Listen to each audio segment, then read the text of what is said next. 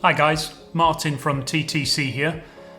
So we've had some long-awaited great news over the last few days. Firstly, last week we heard that the government were going to simplify the UK's traffic light system and have another look at the testing regime for people coming in and out of the country.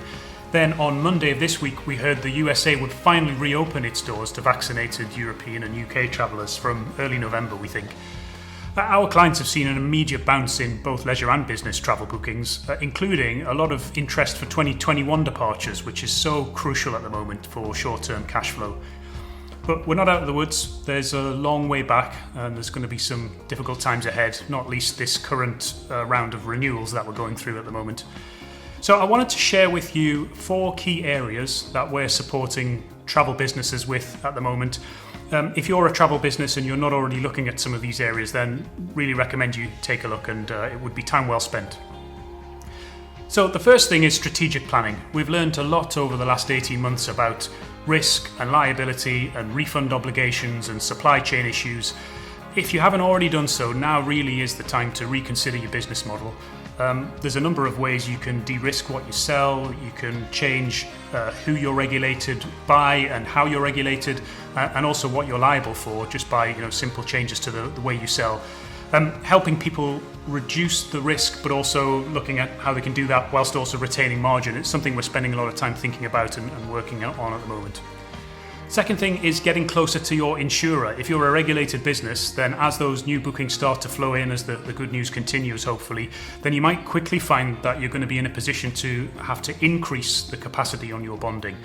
Really difficult at the moment, not a lot of capacity out there, but that relationship that you have with insurers is so important. One of the things we always do when we're helping our clients to place bonding is make sure that very quickly we get them in the room with the underwriter, with the decision maker as quickly as possible to start building that relationship, because it's so important when you need to fall back on it, particularly if you're going to need an increase. The third thing is to keep a close eye on your merchant acquirer relationship. Over the course of this pandemic, lots of our clients have received some pretty unpleasant letters from their card acquiring service. In some cases that would be threatening the need for security. In some cases it was a simple termination notice or a 30-day notice. Obvious thing to say, but the ability to take card payments is absolutely pivotal to your business being able to recover from this. But for a lot of travel companies, that is a single point of failure. It's one relationship that they have in place. So we would always recommend that people have more than one merchant acquirer in place just to cover that eventuality. And the last thing is it's time to dust off those financial models. Now, you might be getting bored of hearing us banging on about this, but having quality, reliable and robust financial information is so important.